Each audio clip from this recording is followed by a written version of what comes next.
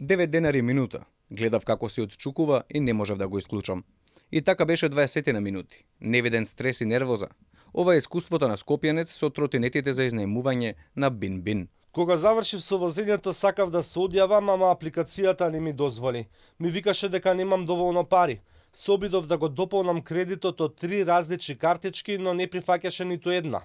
Во меѓувреме долгот само се зголемуваше. Дури по некое време самиот се исклучи, но сега ми стои дека должам над 200 денари. Најголем проблем, според скопјанецот кој се обрати до нашата редакција, е што воопшто не можел да најде телефон за контакт и да се обрати до фирмата која ги изнајмува. И за нас беше предизвик да стапиме во контакт со компанијата Бин-Бин.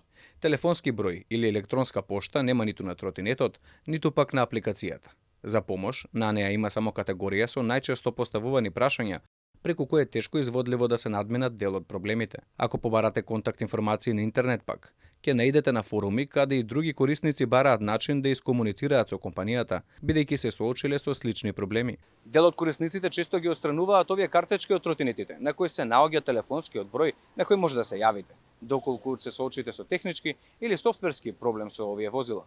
ТВ Алфа успеа да искомуницира со компанијата само поради среќна околност. На терен затекнав меден од сервисерите, кој пак не поврза со раководството. Менаџерот на компанијата Бин-Бин, Висар Дурак, вели дека електронските паричници на апликацијата може да одат во минус поради безбедносни причини. Ако патувате, карикирам, 3, 4, 5 минути и ви имате само 10 или 20 денари, системот ви дава можност вие да возите, но поради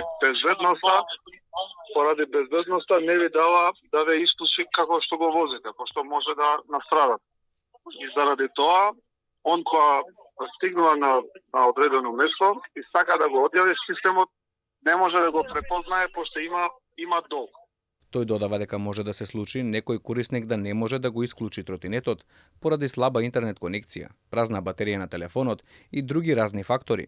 Во тој момент, граѓаните можат да побараат помош на бројот 02 320 4268, каде постои опција да им бидат вратени парите или потрошените минути за возење. Тротинетите на јавни површини наменети за широка употреба, иако можеше да се видат по европските главни градови од многу поодамна, во Скопје се појавија пред околу една година, пошто дел од корисниците наидоа на остра критика од јавноста, бидејќи голем дел од возилата беа оштетени, фрлани во реки и езера или украдени уште во првата недела откако им беа представени на скопјани.